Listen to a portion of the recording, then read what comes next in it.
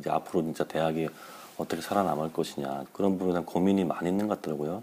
우리가 명칭은 4차 혁명 시대라고 붙이지만 우리가 편하게 붙이기 위해서 그런 건 아니겠는가. 이제 그런 거를 볼 때는 그 사립대 같은 경우는 거기에 민감하게 반응을 하지만 이 국립대학 같은 경우는 물론 그것을 우리가 어느 정도 같이 가야 돼, 공존하고 같이 가야 되겠지만 우리가 그 보호해야 될 학문이 따로 있잖아요. 쉽게 해서 비인기 학과. 학문이라고 하는 것은 내가 볼 때 사이클이거든요. 지금 현재 시점에서의 비인기 학과라고 하는 것이 미래에도 계속 비인기 학과일 거냐? 그건 아무도 알 수가 없어요. 그렇기 때문에 국립대학은 그것을 우리가 보호해야 될 책임과 의무를 좀 갖고 있어야 된다고 생각합니다. 그런데 국립대학도 살아남아야 되기 때문에 그렇다고 모든 것을 국가에서 주는 세금으로 의한 보조만 갖고서 대학을 운영할 수는 없지 않습니까? 그러니까 국립대학도 뭔가 살아남을 수 있는 방안을 찾아줘야 되는데 그러기 위해서는 우리 대학의 교훈이 실사고시거든요. 이 실사고시라는 학문으로 볼 때는 지금 우리 한국의 4년제 대학과 2년제 전문대학의 과목을 학과를 비교해 보면 구분을 해놓은 게 많아요. 앞으로는 이런 것이 이제 그런 구분이 없어질 것이다. 거기에서 얼마만큼 깊게 그 연구를 하고 교육을 시키느냐에 따라서 되는 것이지 이 과목, 이 학과는 2년제에 있어야 되고 이 학과는 4년제에 있어야 되고 지금까지의 그러한 구분 지역의 이제 이러한 것들은 아마 그것이 무너질 것이다. 따라서 4년제 대학에 있어서는 2년제 대학에서 하는 취업이 잘 되는 학과 이런 거를 4년제 대학에서 과감하게 받아들여야 된다. 그렇지 않으면 4년제 대학도 살아남기 어렵다라는 것이 제 이제 기본적인 생각이에요. 그리고 현실적으로 저희 대학은 그 캠퍼스가 3개의 캠퍼스가 있습니다. 춘천, 삼척, 도계. 근데 도계는 해발 800m에 그 위치한 캠퍼스입니다. 그럼 왜 이제 이건 남들이 보면 이제 이상해요. 800m 산 꼭대기에다 구름 밑에 보면 캠퍼스 밑에 구름이 흘러가는데 거긴 뭐냐면 석탄 산업화에 옛날에 이제 폐광되는 이거에서 국가에서 거기를 재생도시를 하기 위해서 그 투자해가지고 대학을 유치한 겁니다. 삼척에서. 자, 거기는 어떤 학과가 있냐면 보통 이제 취업이 잘 되는 학과가 거기 들어가 있어요. 안경공학과.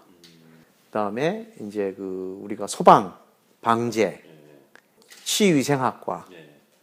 이런 학과들은 보통 전문대학에 있는 학과들이거든요. 근데 저희는 4년제를 하면서 이러한 학과들이 최우수 학과입니다. 평가에서. 거기는 대학 평가에, 학과 평가에서도 최우수 학과 평가를 받고 있어요. 제가 그걸 보면서 지금 이제 변해야 된다, 바뀌어야 된다는 얘기입니다. 대한민국의 4년대학은 이제 그러한 2년대학과 학과에 대한 그런 구분이 이제는 앞으로 없어져야 된다라는 것이 제 기본적인 생각이에요. 대학에 진학하는 학생 수가 절대적으로 모자르는 앞으로의 미래 사회에 있어서 과연 대학이 어떻게 이걸 견뎌낼 것이냐. 그러기 위해서는 저는 실사고시 같은 학문, 학과가 결국은 살아남지 않을까라고 저는 생각합니다.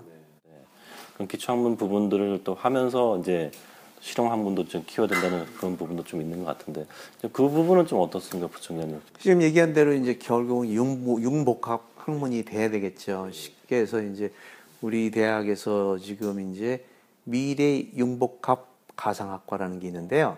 그게 이제 학과명이 아니고 가상학과를 이제 그런 프로그램을 만들어 놨어요. 그래서 우리 대학에 뭐가 있냐면 화장품 학과가 있고요. 아트 앤 테크놀로지 학과가 있어요. 이게 뭐냐면 미래 사회에서 요구하는 것을 봤을 땐 융복 학문이라는 것이 필수적으로 필요하다. 앞으로 올 것이다라는 거 누구나 인지하고 있죠. 그래서 아마도 전국에서 처음으로 문화예술대학, 다시 말해서 예술대학하고요, 공과대학하고 통합했습니다. 그래서 2019년도부터는 문화예술 공과대학, 단과대학이 돼요. 이게 새 출발을 합니다. 아, 내년부터요? 네. 여기에 그 가상학과를 뭐를 만들었냐면 지금 얘기한 아트 앤 테크놀로지 학과를 만들었어요. 예술과 공학이 융복합하는 거.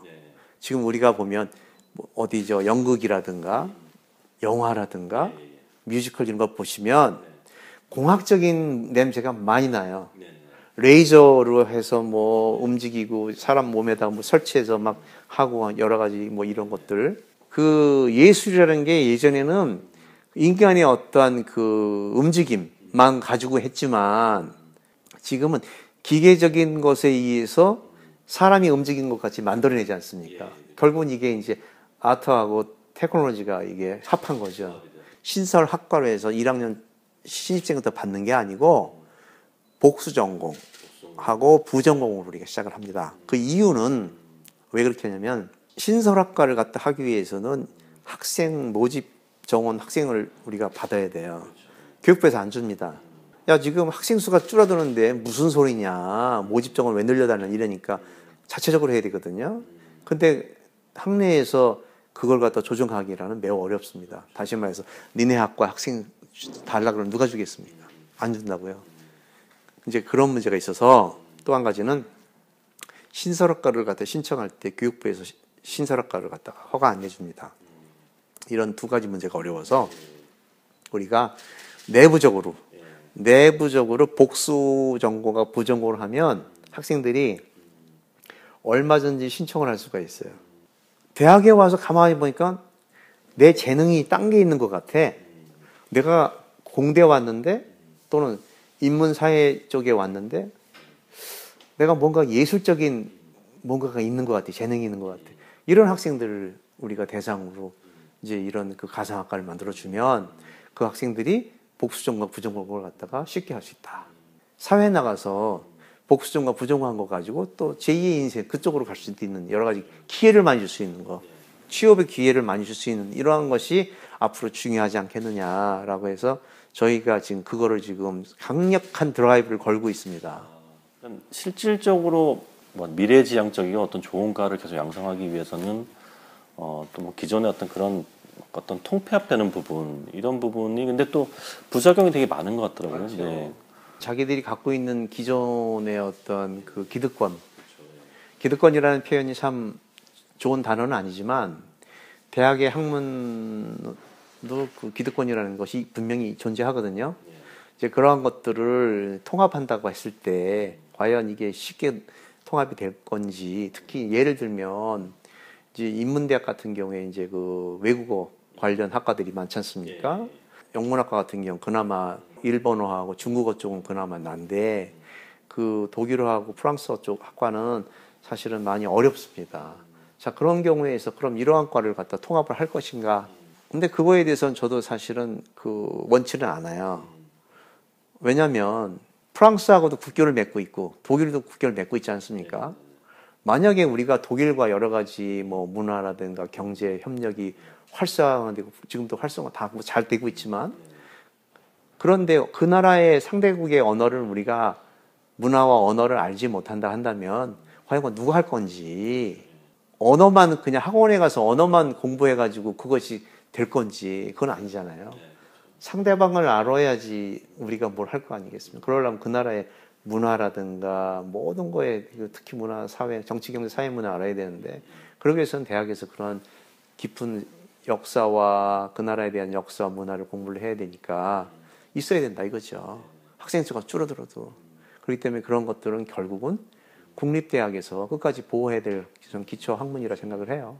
또 인문대학에 보면 국어, 사학, 그러면 철학, 특히 요즘에 이제 비인기학과라고 하는 내가 이렇게 하면 우리 교수들한테 혼나겠지만 비인기학과 표현하면 안 되잖아요. 하지만 뭐 솔직히 얘기해서 뭐 사학과라든가 뭐 철학과라든가 과연 여기 나와서 학생들이 얼마만큼 취업이 되느냐 어렵습니다 사실. 근데 지금은 뭐 예를 들어서 4차 산업혁명 시대라고 하더라도 기계가 할 수 있는 건 한계가 있단 말이죠. 테크놀로지라고 하는 이런 학문 이러한 것도 사람과 인성이 더 중요하다는 것은 누구나 알고 있는 거기 때문에 인성교육, 그러려면 어떻게 해야 되겠어요?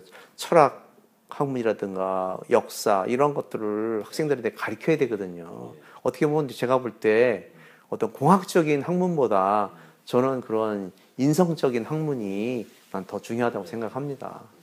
그러한 것들은 우리가 그 발전을 시켜 나가야 되겠죠. 보호해야 되고.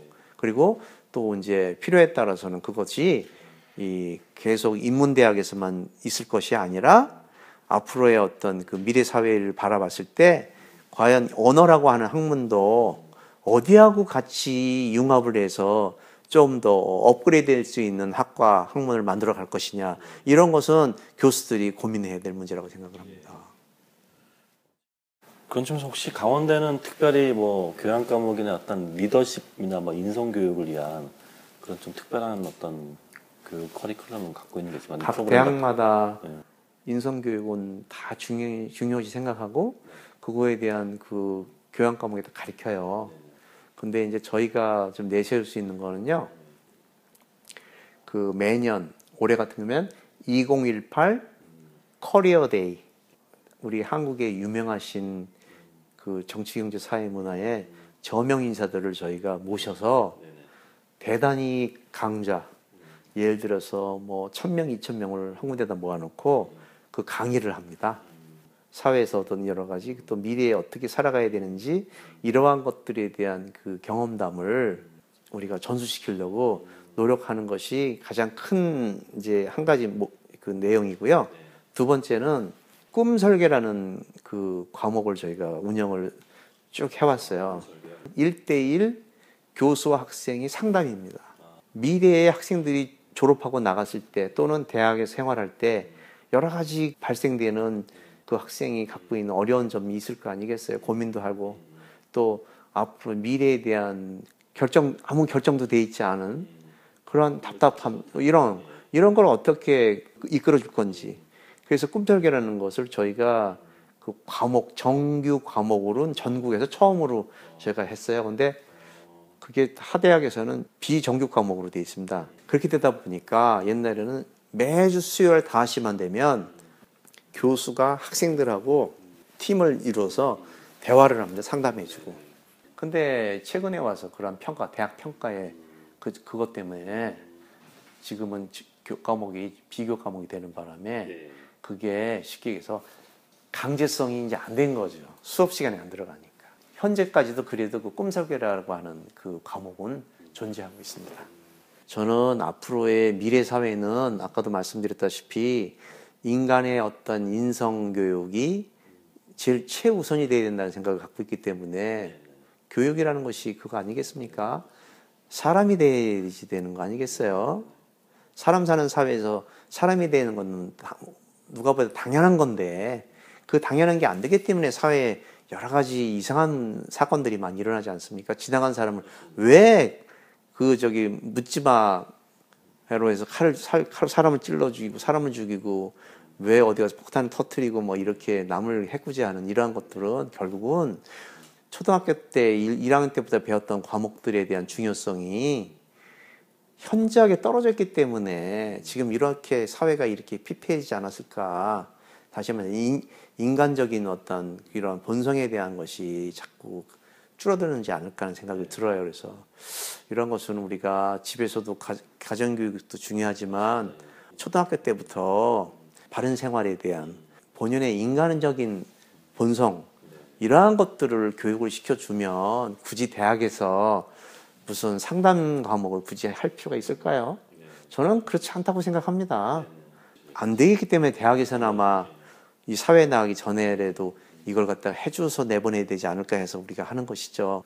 그래서 앞으로 사회에 나가는 데서 조금이나마 도움될 수 있는 어떤 스승으로서 제자들한테 이끌어준다는 이런 개념만이라도 우리가 잊지 않고 선생들이 갖고 있다고 한다면 일반 자기 과목 수업 시간이라도 강의 시간이라도 조금이라도 얘기해 주면 되거든요.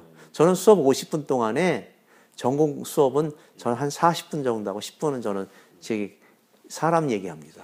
살아가야 되는 얘기, 제 경험 얘기, 그런 쪽을 얘기를 해줍니다. 뭐 교수 평가에 제가 점수를 못 받는 한이 있더라도 저는 그렇게 생각하니까. 그래서 저는 뭐 이렇게 뭐 최우수 평가 이런 건 제가 받아본 적이 없습니다. 한 명이라도 내 얘기를 듣고 나중에 사회에 나가서 아 그때 그 교수님이 해준 이야기가 이거였구나, 이것이 나를 이끌어줬구나 하는 사람이 있다고 한다면 저는 그게 내가 성공이라고 생각합니다. 또 선생은 그래야 되고요. 대학이라는 현장이고 좋은 또 제자들을 또 길러내는 게 또 그 스승으로서 또 미션이고, 근데 지금 강원대 부총장님이 계시면서 이 강원대 학생들을 어떤 리더로, 어떤 인재상으로 키우고 싶으신 게 이제 부총장님의 생각이신지를 한번 듣고 싶습니다. 서로를 배려할 수 있는 사람이 돼서 사회에 진출했으면 좋겠습니다. 지식이라는 것은 요즘에 너무 많이 얻는 데가 많은 인터넷 들어가면 다 있습니다. 학원 가면 다 배울 수 있습니다. 하지만 사람이 사람을 서로 간에 배려하고 진실된 마음을 가지고서 사회생활을 할 수 있는 이런 기틀을 만들어주는 거는 그 기계나 학원에서 해줄 수 있는 게 아니거든요. 저는 그것은 학교가 해주는 거라고 생각해요. 학원과 학교는 분명한 차이가 있습니다. 사람들은 학교하고 학원을 혼동하는 사람도 꽤 있어요. 근데 학교와 학원은 분명히 틀립니다. 학교답기 위해서는 사람을 키워야 되는 거기 때문에 거기서 가장 중요한 항목인 배려. 남을 배려할 수 있는 마음만 있다면 이 사회는 좋은 사회가 되죠.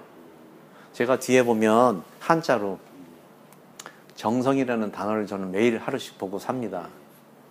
저는 제 인생에 느지막하게 제가 50 중반부터 초반 중반부터 제 마음속의 철학은 진실과 정성이라는 것이 제 마음, 그게 제 철학이에요. 성실, 인내, 근면이가 아닙니다. 진실과 정성만 가지고 살면 정의로운 사회가 될 수 있고 좋은 사회가 될 수 있다고 저는 생각합니다.